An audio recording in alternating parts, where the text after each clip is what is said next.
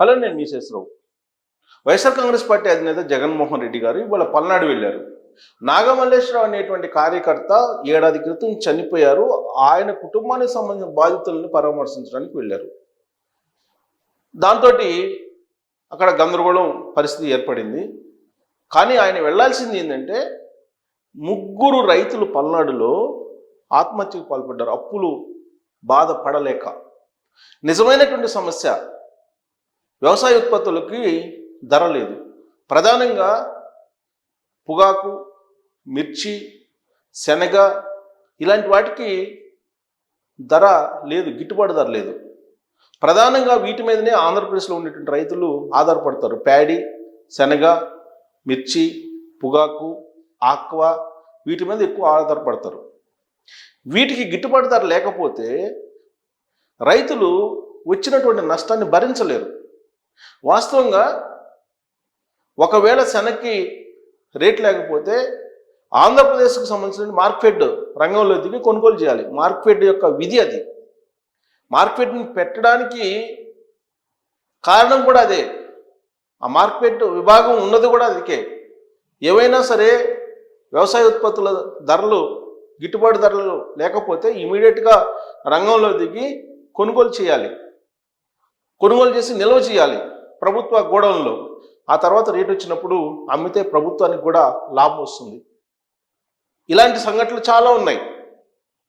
గతంలో యునైటెడ్ ఆంధ్రప్రదేశ్లో మొక్కజొన్న ఎక్కువగా తెలంగాణలో పండిస్తారు. ఆ మొక్కజొన్నని మార్కెట్ వాళ్ళు కొనుగోలు చేశారు. అప్పుడు రేట్లు లేకపోతే అది కూడా డ్వాక్రా మహిళల చేతని కొనుగోలు చేయించారు. మార్కెట్ కొనుగోలు చేసి స్టాక్ పెట్టింది. ఆ తర్వాత టెండర్ వేసి అమ్మితే కోళ్ళ ఫార్మాలకి దాదాపు కొన్ని వేల కోట్ల లాభం వచ్చింది. అందుకే మార్కెట్ ఉండేది కూడా. మార్కెట్ ఏం చేయాలి? రేట్లు తగ్గినప్పుడు శనగ ఉంది. ఇప్పుడు శనగ ఆల్రెడీ గత సంవత్సరం, ఈ సంవత్సరం 2 సంవత్సరాలకు సంబంధించిన పంటను రైతులు చాలామంది గోడౌన్లో పెట్టుకున్నారు గిట్టుబాటు ధర లేక. ఒకవేళ గిట్టుబాటు ధర వస్తుందేమో, వచ్చిన తర్వాత అమ్ముకుందాము అనేటువంటి ఉద్దేశంతో. కానీ గిట్టుబాటు ధర రావట్లేదు. దానికి కారణం రైతులు ఏం చెప్పుకుంటున్నారు? కేంద్రంలో ఉన్నటువంటి ఒక కీలక మంత్రి కుమారుడు విదేశాల నుంచి శనగల్ని భారీగా దిగుమతి చేస్తున్నారు. అందుకే స్వదేశానికి సంబంధించినటువంటి శనగకు గిట్టుబాటు ధర లేదు అనేటువంటి ఒక చర్చ రైతాంగంలో పెద్దగా జరుగుతోంది. కారణం ఏదైనప్పటికీ గిట్టుబాటు ధరలు కల్పిస్తూ మార్కెట్ కొనుగోలు చేయాలి శనగల్ని. అటు తెల్ల శనగలను కానీ, ఇటు ఎర్ర శనగలను కానీ కొనుగోలు చేసి మార్కెట్ బాగున్నప్పుడు ప్రభుత్వమే ఎక్స్పోర్ట్ చేయటమో లేదంటే ఇతరత్ర అవసరాలకు అమ్మటమో చెయ్యాలి. కానీ అది చేయట్లేదు. 1. 2, పొగాకు, వర్జీనియా పొగాకు, బర్లీ పొగాకు ఇలా రకరకాలుగా ఉంది. వర్జీనియా పొగాకుకి అసలు టొబాకో బోర్డు ఉంది. కేంద్ర వాణిజ్య విభాగం, వాణిజ్య శాఖ ఆధ్వర్యంలో నడుస్తూ ఉంటుంది. దానికి టొబాకో బోర్డు ఉంది. టొబాకో బోర్డు రైతుల నుంచి సంక్షేమం కోసం నిధుల్ని ప్రతి సంవత్సరం కట్ చేసుకుంటూ ఉంటుంది. ఆ నిధులే కొన్ని వేల కోట్ల రూపాయలు ఉన్నాయి. వాటితోటి టొబాకో బోర్డే కొనుగోలు చేయొచ్చు. లేదు అని అంటే, గతంలో టొబాకో కొనుగోలులో ప్రాబ్లమ్స్ వచ్చినప్పుడు, గిట్టుబాటు ధర లేనప్పుడు శరభయ్య సొసైటీ అనే ఒకటి ఉంది. ఆ శరభయ్య సొసైటీ చేత పొగాకు కొనిచ్చేవాళ్ళు. ఆ శరభయ్య సొసైటీకి రాష్ట్ర ప్రభుత్వమే కొంత నిధులను కేటాయించి దాని చేత కొనుగోలు చేయించేది. ఫలితంగా సిండికేట్గా మారినటువంటి కంపెనీలు కొనుగోలు చేస్తాయి వేలంలో, గిట్టుబాటు ధర లభించేది. అలాంటి సిచ్యువేషన్ ఇప్పుడు కనిపించట్ల పొగాకు రైతుల విషయంలో. ఇక మిర్చి రైతులు అయితే దారుణమైనటువంటి పరిస్థితుల్లో ఉన్నారు. ఇవాళ వాళ్ళకి గిట్టుబాటు ధర లేదు. విదేశాల నుంచి ఆర్డర్స్ రావట్లేదు. చైనా ఆర్డర్స్ వస్తే కనుక అవి క్యాన్సిల్ అయినాయి. ఈ మధ్యకాలంలోనే చైనా రెసిడ్యూస్ ఎక్కువ ఉన్నాయి, మందులు ఎక్కువ వాడుతున్నారు అని చెప్పి అక్కడి నుంచి కొన్ని కంటైనర్లను మళ్ళీ తిరిగి తీసుకెళ్లాలని చెప్పేసి ఆర్డర్స్ వేశారు. దీంతో సంక్షోభంలో పడిపోయింది మిర్చి మార్కెట్. మిర్చిని పండించడమే చాలా ఖర్చుతో కూడుకుంది. అలాగే వర్జీనియా పొగాకు కూడా. ఇవన్నీ చాలా ఖర్చుతో కూడుకున్నటువంటి వాణిజ్య పంటలు. ప్రతి రైతుకి సగటున 5 లక్షల రూపాయలు నష్టం వచ్చే అవకాశం ఉందని చెప్పి వర్జీనియా పొగాకు రైతులు ఇప్పుడు అంచనా వేస్తూ ఉన్నారు. అలాగే మిర్చి రైతులు కూడా భారీగా నష్టం వచ్చే అవకాశం ఉంది అని అంటున్నారు. ఇప్పుడు 10,000 అలా ఉంది క్వింటాలు. అది గతంలో 20,000 అలా ఉండేది. 20,000 పైన కూడా ఉండేది. సో ఇలాంటి పరిస్థితుల్లో పొగాకు కూడా అంతే. గతంలో కేజీ వచ్చేసి లాస్ట్ ఇయర్ 36 రూపాయలు ఉండేది, ఇవాళ 26 రూపాయలు అయిపోయింది. సగం అంటే చాలా వరకు తగ్గింది. ఖర్చులేమో పెరిగాయి. సో దీని దృష్ట్యా రైతులు అప్పులు తీసుకొచ్చి పెట్టుబడులు పెట్టి నష్టపోల్సిన పరిస్థితుల్లో ప్రాణం తీసుకుంటున్నటువంటి సిచ్యువేషన్. సరిగ్గా ఇక్కడ జగన్మోహన్ రెడ్డి గారు ఒక ప్రతిపక్ష నాయకుడిగా, ఒక పార్టీకి అధినేతగా రైతుల దగ్గరికి వెళ్ళి పరామర్శించాలి, గిట్టుబాటు ధరల కోసం పోరాడాలి. కానీ అది చేయకుండా ఆయన నాగమల్లేశ్వరరావు అని చెప్పి ఆయన కార్యకర్త ఎప్పుడో సంవత్సరం క్రితం చనిపోయాడని చెప్పేసి ఆయన విగ్రహావిష్కరణకి వెళ్తానని చెప్పి అక్కడ హడావుడి చేస్తున్నారు. సేమ్ పల్నాడులోనే 3 రైతులు, ఆదినారాయణ, గోపాలరావు, కొండయ్య అనే 3 చనిపోయారు. ఇలాంటి పరిస్థితుల్లో ఆంధ్రప్రదేశ్ ముఖ్యమంత్రి చంద్రబాబు నాయుడు గారు కూడా రైతులకు గిట్టుబాటు ధర కల్పించాలనే ఉద్దేశంతో ప్రయత్నం చేస్తూ ఉన్నారు. కేంద్ర వాణిజ్య శాఖ మంత్రి పీయూష్ గోయల్ వచ్చినప్పుడు కూడా పొగాకు రైతుల గురించి మాట్లాడారు. అలాగే మిర్చి రైతుల గురించి కూడా మాట్లాడుతున్నారు. స్పైస్ బోర్డుకు తోటి మాట్లాడుతున్నారు. లోకేష్ ఢిల్లీ వెళ్ళారు. ఢిల్లీలో కూడా కేంద్ర మంత్రులతోటి కలుస్తున్నారు. ఆయన కేంద్ర మంత్రులతో మాట్లాడి శనగ, మిర్చి, ఆక్వా, పొగాకు దీనికి సంబంధించిన గిట్టుబాటు ధరలు కోసం ప్రయత్నం చేస్తున్నారు లోకేష్ గారు. బట్ ప్రతిపక్షం కూడా కలిసి వస్తే ఈ విషయంలో రైతాంగం కష్టపడేటువంటి పరిస్థితుల్లో, ఆత్మహత్యలకు పాల్పడుతున్న పరిస్థితుల్లో ప్రతిపక్షం అధికార పక్షం ఒకటయ్యి కేంద్ర ప్రభుత్వం మీద ఒత్తిడి తీసుకొస్తే త్వరగా గిట్టుబాటు ధరలు లభించేటువంటి అవకాశం ఉంది. రైతుల్ని ఆదుకున్నటువంటి వాళ్ళు అవుతారు. కానీ ఆ దిశగా ప్రతిపక్ష నాయకుడు ముందుకు కదలట్లేదు. బట్ అధికారంలో ఉన్నటువంటి చంద్రబాబు నాయుడు గారు మాత్రం ఒకవైపు అభివృద్ధి, ఇంకొకవైపు సంక్షేమం, మరోవైపు రైతాంగం సంక్షోభంలో ఉన్నటువంటి క్రమంలో వాళ్ళని పైకి తీసుకొచ్చే ప్రయత్నం చేస్తూ ఉన్నారు. కాకపోతే పూర్తి స్థాయిలో చెయ్యడానికి ఇంకా టైం పట్టే అవకాశం ఉంది. అప్పటి వరకు ఉండలేని పరిస్థితుల్లో కొంతమంది రైతులు ఆత్మహత్యలకు పాల్పడుతూ ఉన్నారు. ఇది బాధాకరమైనటువంటి విషయం. రైతు కన్నీళ్లు పెట్టుకున్నటువంటి రాష్ట్రం కానీ దేశం కానీ బాగుపడినటువంటి దాఖలాలు లేవని చెప్పి రాజకీయవేత్తలు చెప్తుంటారు.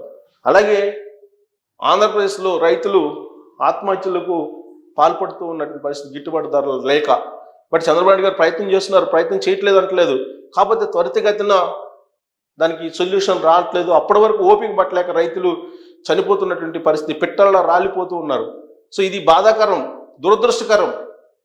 మరో మరణం సంభవించకూడదు అని మనం దైవాన్ని ప్రార్థిద్దాం. అలాగే చంద్రబాబు నాయుడు గారు ఇమీడియట్గా దీని మీద రియాక్ట్ అవ్వాలని కూడా కోరుకున్నాం. పల్నాడులో 3 కౌలు రైతుల ఆత్మహత్య, ఇది జరిగినటువంటి సంఘటన. పల్నాడులో ఒకరోజు అప్పులకు బలి, ఒకే రోజు అప్పులకు 3 చనిపోయారు.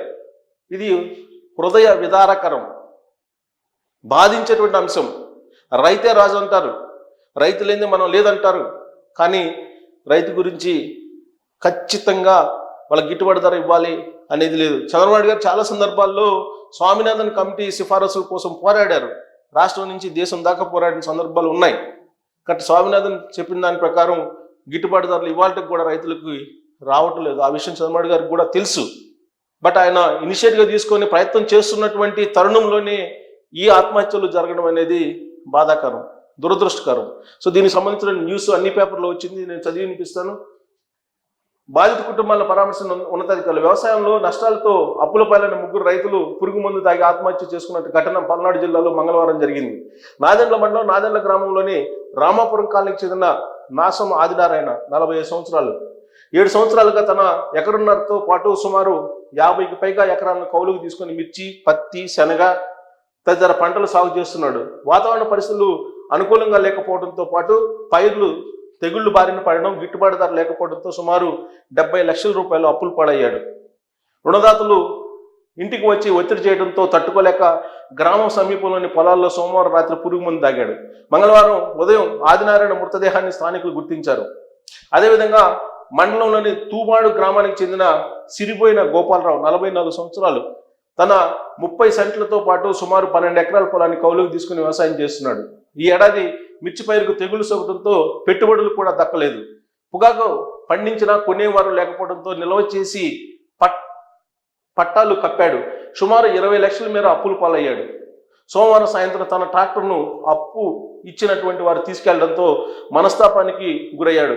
తన ఇంటికి సమీపంలోని డొంక వద్దకు వెళ్ళి పురుగు మందు తాగి మృతి చెందాడు. ఎస్ఐ పుల్లారావు మృతదేహాలను పోస్టుమార్టం నిమిత్తం చిలకలూరిపేట ప్రభుత్వ ఆసుపత్రికి తరలించారు. ఆత్మహత్యకు పాల్పడిన రైతులు గోపాలరావు, ఆదినారాయణ కుటుంబాలను వ్యవసాయ శాఖ కమిషనర్ ఎస్ ఢిల్లీరావు, పల్నాడు జిల్లా కలెక్టర్ అరుణ్ బాబు మంగళవారం సాయంత్రం పరామర్శించారు. రైతుల ఇంటికి వెళ్లి వారి భౌతిక గాయాలకు నివాళులర్పించారు. ఆత్మహత్యకు దారితీసిన కారణాలను అడిగి తెలుసుకున్నారు.